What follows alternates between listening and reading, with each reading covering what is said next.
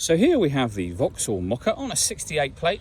I'm going to start off by showing you around the outside of the car, and then we'll hop in and run through some controls on the inside. But from the outside, you can see it's a 5-door car with alloy wheels and tinted windows. Let's start off inside the boot and then work our way around the rest of the car from there. As we approach the boot, you can see we have reversing sensors, plenty of boot space as well, along with that 60/40 split folding rear seat, should you wish to increase this space even further. Okay, so we're just going to work our way back round to the front of the car, and then we'll hop in and run through some controls on the inside. But now that we've done a full circle of it, you can see it's in excellent condition the whole way round. Just briefly before we climb in, I think it's well worth seeing the interior from this exterior point of view. You get full leather seats. There's plenty to run through on the dashboard, so let's hop in and we'll do that right now. Okay, now that we're inside the car, we're going to start with the dials. On the left-hand side, we have the rev counter, and on the right-hand side, the speedometer.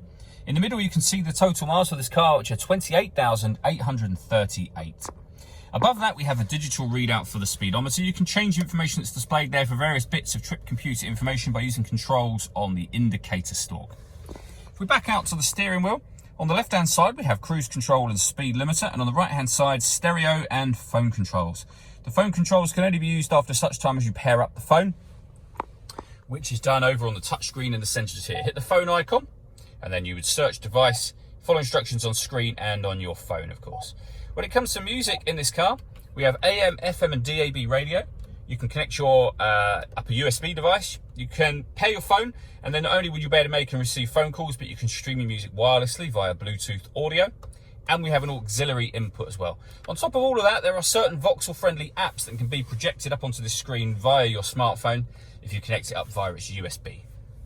Working our way down, we have the dual zone climate control. So you can adjust the passenger and driver temperatures. You can increase and decrease the fan speed, and then determine what direction you'd like the air to be distributed in up here. When you're happy with those settings, the air conditioning is on at the minute, so off, back on again.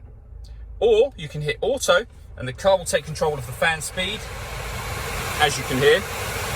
You can override that whenever you want, but it will take control of the fan speed and the direction of the air to maintain the temperatures that you've asked for. And as I say, you can just override that and you'll see we're back in a manual mode again.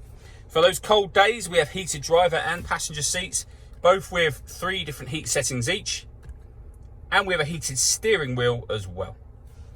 Underneath that, you can turn off the traction control. We've got our hazard warning lights. There's some storage in here, but also you'll find your USB auxiliary input and a 12-volt charging socket in there as well. And then a 6-speed manual gearbox.